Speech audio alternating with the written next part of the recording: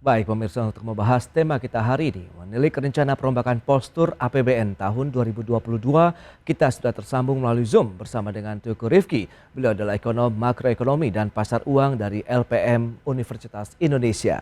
Selamat pagi Mas Rifki. Pagi Mas Pras, apa Ya, kabar? Alhamdulillah sehat, salam sehat juga ya Mas. Ya, terima kasih atas waktu yang disempatkan. Ini bicara mengenai rencana dari pemerintah, khususnya Kementerian Keuangan yang akan melakukan perombakan terhadap APBN di tahun 2022.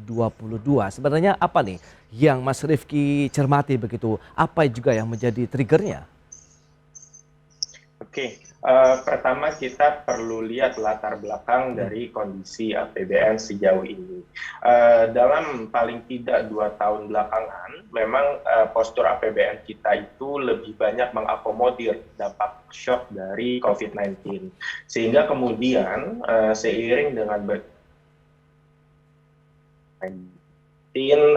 fokus dari postur fiskal kita ini perlahan-lahan bergeser gitu. Tentu tetap dengan tujuan utama adalah menjaga stabilitas baik di sektor real maupun juga untuk masyarakat rentan dan miskin gitu. Jadi kalau sebelumnya ini risikonya heavy di COVID-19, sekarang kita sudah melihat banyak risiko-risiko lain yang muncul, terutama di 2022 ini dengan perkembangan kondisi global, yaitu misalnya inflasi global, lalu tensi geopolitikal di level global yang oke. dipicu perang Rusia-Ukraina, ini juga menjadi ancaman tersendiri terhadap kondisi domestik, sehingga kemudian perlu adanya penyesuaian postur fiskal, yaitu dari sisi APBN-nya. Kalau Anda melihat begitu, dari sisi komposisi yang ada saat ini, kemudian nanti dengan adanya perubahan, apa yang akan dititik beratkan begitu dari sisi mungkin pos-pos dari anggaran APBN? Oke, pertama kita perlu lihat dari kedua belah sisi Oke. dari APBN kita, yaitu pertama dari sisi spending atau dari sisi belanjanya. Dimana kalau kita lihat dari sisi belanja, ini APBN kita sudah memiliki beberapa mandatory spending atau pengeluaran yang memang dimandatkan, seperti dari pendidikan, kesehatan, lalu transfer daerah. Lalu Oke. juga salah satu hal yang cukup memakan porsi besar dari pengeluaran APBN kita itu adalah dari sisi subsidi gitu. Jadi kalau berdasarkan hitungan terakhir dari data yang juga diberikan oleh Kementerian Keuangan, kalau tidak salah itu subsidi kita mencapai sekitar 7,6% dari total belanja pemerintah. Subsidi energi spesifiknya untuk komponen energi ini hampir 5%. Dari total seluruh pengeluaran APBN itu kurang lebih 84% atau 85% ini sudah tertutup dengan kebutuhan yang ada saat ini. Sehingga ruang untuk discretionary spending atau ruang fiskal yang pemerintah bisa gunakan untuk mengantisipasi hal tertentu ini Oke. practically hanya sekitar 15,9%.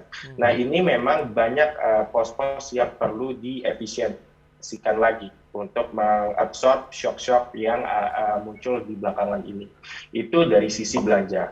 Dari sisi penerimaan juga kita tahu tax ratio kita masih relatif rendah dibandingkan baik negara-negara peers atau bahkan negara maju, di mana tax ratio kita terakhir kalau tidak salah ini hanya sekitar 9 atau 10%. Jauh tertinggal dari negara-negara tetangga yang bisa mencapai di atas 15 atau bahkan 20%.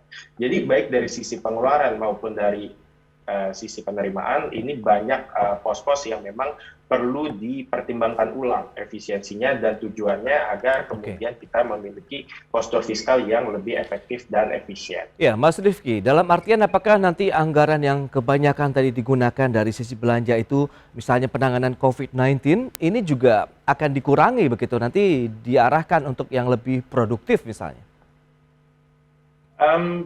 Kita bicara dari sisi pengeluaran ini tentu kita perlu lihat ya. Satu Hmm, memang kita perlu pengeluaran yang produktif, tapi yang kita tidak boleh lupa juga adalah peran fiskal untuk menjaga atau menjadi bantalan terhadap masyarakat miskin dan rentan oke. untuk bisa memenuhi kebutuhan dasarnya agar kemudian hidupnya bisa menjadi layak.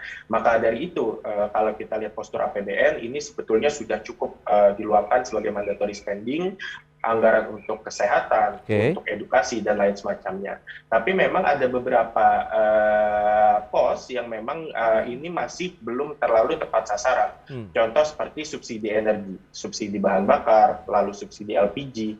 Ini memang sejauh ini dengan skema yang ada saat ini, masyarakat yang tidak miskin dan rentan, artinya masyarakat menengah ke atas yang sebetulnya mampu meng-afford bahan bakar tersebut masuk dalam masyarakat yang bisa mendapatkan subsidi ini, sehingga kemudian subsidi energi ini memiliki potensi yang sangat besar untuk tidak tepat sasaran.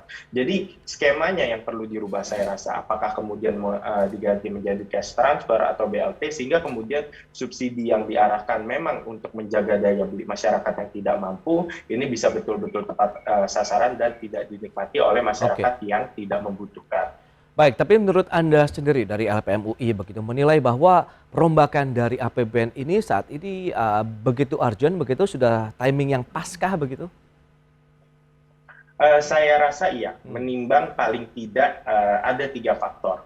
Satu adalah faktor dengan transisi dari COVID-19 menuju adanya risiko-risiko lain seperti yang saya sudah sebutkan sebelumnya, bahwa di 2022 COVID-19 tetap menjadi risiko, tapi ada beberapa risiko lain yang lebih besar dan butuh penanganan yang cukup urgent seperti risiko inflasi, tensi geopolitik global, dan juga menjaga daya beli masyarakat dari inflasi tersebut.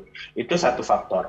Faktor kedua adalah kita kemudian harus kembali ke defisit di bawah 3% per 2023. Sehingga kemudian reformasi dari sisi fiskal ini diperlukan agar kita memiliki anggaran yang jauh lebih efektif dan efisien. Lalu yang ketiga adalah yang kita tidak boleh lupa adalah tahun 2023-2024 ini sudah memasuki tahun politik. Sehingga biasanya ini tidak hanya terjadi di Indonesia, tapi juga di negara-negara lain, tahun-tahun mendekati tahun politik ini political cost untuk melakukan reformasi ini semakin sulit atau semakin mahal, sehingga timing untuk kita melakukan reform itu biasanya adalah memang sebelum masuk tahun politik, di mana nanti biasanya akan terjadi pengambilan kebijakan yang cenderung lebih populis, tapi mungkin bukan yang paling kita butuhkan saat itu. Jadi 3 faktor itu menurut saya membuat perbaikan atau rombak postur APBN 2022 saya rasa memiliki timing yang cukup ideal. Dan berikut ini kami sampaikan infografik terlebih dahulu. Kita akan lihat dari sisi postur APBN di tahun 2022.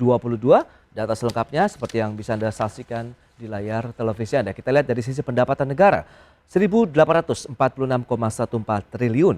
Kemudian ini terdiri dari penerimaan perpajakan 1.500 triliun, kemudian yang PNBP atau non pajak 355,55 triliun rupiah, kemudian ada hibah juga 579 miliar rupiah. Kemudian dari sisi belanja negara tercatat 2.714,16 triliun, di mana pemerintah pusat menghabiskan 1.943,74 triliun, kemudian daerah dan dana desa 774,41 triliun. Dan kalau kita lihat defisit APBN mencapai sekitar 4,85% dari PDB atau sekitar 868,02 triliun rupiah. Baik, kita akan lanjutkan kembali perbincangan bersama dengan Teuku Rifki, ekonom makroekonomi dan pasar uang LPM Universitas Indonesia. Ya, Mas Rifki, kita akan lanjutkan kembali perbincangan mengenai postur APBN. Tadi sudah dibahas beberapa triggernya begitu ya. Tapi kalau kita lihat dengan kondisi yang ada dari sisi belanja negara sendiri, kita tahu kan di kuartal 1 masih ada yang bisa dikatakan belum optimal begitu untuk belanja yang dilakukan. Bagaimana nih analisis Anda? Oke, jadi pertama-tama kita perlu melihat fungsi dari belanja fiskal, di mana sebetulnya belanja fiskal ini memiliki sifat yang counter cyclical dengan kondisi ekonomi. Artinya adalah saat kondisi ekonomi down atau perekonomian sedang depresi, ini kemudian fiskal itu harus masuk Oke. belanja fiskal harus masuk dan ditingkatkan untuk menjaga daya beli masyarakat, untuk menjaga aktivitas ekonomi tetap berputar, dan seterusnya. Nah, saat ekonomi sudah mulai pulih, harusnya belanja ini dikurangi, gitu. Sehingga ini kemudian memberi ruang untuk perekonomian ini bisa bergerak dengan sendirinya. Artinya kita tidak ingin berada di kondisi di mana baik kondisi ekonomi ini sedang expansion maupun sedang recession, ini fiskal ini terus jor-joran, gitu. Jadi kita maunya itu adalah fiskal yang tepat guna, tepat sasaran. Saat ekonomi sedang lemah, fiskal masuk. Saat kemudian ekonomi sudah mulai tumbuh, fiskal ini bisa mulai di-saving untuk kemudian kebutuhan-kebutuhan yang lebih mendesak saat nanti dibutuhkan. Jadi saya rasa melihat framework ini sudah tepat karena kita melihat di kuartal 1 2022 kita memiliki pertumbuhan yang levelnya sudah kembali ke level pra-pandemi, yaitu 5%, gitu. Oke. Sehingga tidak terlalu dibutuhkan ruang fiskal untuk mendorong pergerakan ekonomi yang memang sudah dalam kondisi ekspansi. Baik, dari sisi perubahan postur tadi, Anda melihat tadi dikemanakan sebaiknya dana tadi sehingga benar-benar bisa efektif, entah itu digunakan untuk next-nya apabila ada satu hal yang urgent begitu dari sisi kebutuhan negara. Oke, satu yang kita perlu perhatikan adalah yang memang masalah yang urgent atau dihadapi di depan mata. Memang kalau kita lihat strategi pertumbuhan jangka panjang Indonesia ini banyak rencana yang akan dilakukan, yaitu menarik investasi lebih besar, lalu juga rencana untuk pemindahan ibu kota negara, dan lain semacamnya. Ini membutuhkan anggaran yang besar. Oke. Tapi yang memang berada di depan mata ini adalah ancaman inflasi. Kita lihat data inflasi terkini pun sudah mencapai mendekati target atas inflasi yang ditetapkan oleh Bank Indonesia. Ini kalau kita lihat tingkat inflasi di level konsumen. Di level produsen bahkan sudah jauh lebih tinggi lagi, sekitar 8 atau 9%. Nah, ini kemudian ke depannya risiko inflasi ini sangat nyata dan ini sudah terjadi di banyak negara. Bahkan di beberapa negara inflasinya sudah menembus 2 digit. Apa artinya kemudian saat inflasi ini mencapai Indonesia di level yang tertingginya, yaitu daya beli masyarakat akan tergerus, gitu. Terutama masyarakat, lagi-lagi masyarakat miskin dan rentan yang memang tidak memiliki tabungan yang berlebih, sehingga saat tingkat harga meningkat, kemampuan mereka untuk memenuhi kebutuhan dasar juga menurun, gitu. Nah, ini yang perlu di-cover oleh anggaran fiskal pemerintah. Sejauh ini kita lihat pemerintah sudah melakukan bansos, sudah melakukan subsidi, baik subsidi energi, subsidi pangan, dan lain semacamnya. Oke. Tapi dari berbagai pos subsidi ini memang ada beberapa yang belum efisien dan tepat sasaran. Sehingga ini perlu dioptimis lagi agar setiap rupiah yang keluar untuk subsidi ini memang betul-betul mengalir ke masyarakat yang membutuhkan di saat inflasi sedang tinggi-tingginya. Mas Rifki, bicara mengenai inflasi karena memang ada kenaikan harga di masyarakat, tapi yang Anda melihat strategi pemerintah sebenarnya yang paling pas begitu adalah apakah memang menjaga harga tetap stabil atau memang kita memberikan bantuan saja kepada masyarakat yang membutuhkan sementara harganya juga ya kita tahu akan terus naik gitu menyikapi kondisi yang ada. Pertama kita perlu lihat sumber dari inflasi ini dari mana. Inflasi yang kita hadapi ini berasal dari dua jenis komoditas, yaitu komoditas pangan dan komoditas energi. Yang kalau kita telusuri lagi sumbernya, ini memang tidak bisa kita pungkiri berasal dari konflik geopolitik di Rusia dan Ukraina, sehingga harga minyak tinggi, harga gas tinggi, yang juga merembet ke harga CPO dan coal tinggi. Artinya seluruh harga energi tinggi. Lalu juga harga kelompok pangan seperti gandum, dan juga kita juga baru dengar ya di India sendiri pun juga beberapa komoditas pangan sudah dilarang ekspornya, sehingga suplai global ini terbatas untuk energi dan pangan. Nah, ini menyebabkan inflasi di seluruh negara termasuk Indonesia. Sehingga kemudian kalau kita memahami ini, maka sumber inflasi itu adalah berasal dari eksternal. Oke. Apa yang kemudian harus dilakukan oleh sisi domestiknya, yaitu kita tidak bisa meng-counter inflasi ini agar tetap rendah karena sumbernya ini di luar negeri, gitu. Sehingga ada limitasi terhadap langkah yang pemerintah harus ambil. Oke. Nah, terkait apakah kemudian inflasi ini harus dijaga tetap rendah atau kemudian diambil langkah lain, ini kita perlu lihat saat pemerintah mau menjaga inflasi tetap rendah, artinya pemerintah secara tidak langsung mensubsidi masyarakat mampu, masyarakat kelas menengah ke atas agar menikmati harga yang rendah. Saya rasa ini tidak cukup bijak untuk postur fiskal kita. Jadi dalam pandangan saya yang harus diambil pemerintah adalah biarkan inflasi ini mengikuti harga pasar untuk harga energi, untuk harga pangan, sehingga masyarakat yang mampu ini kemudian berbagi beban dengan pemerintah.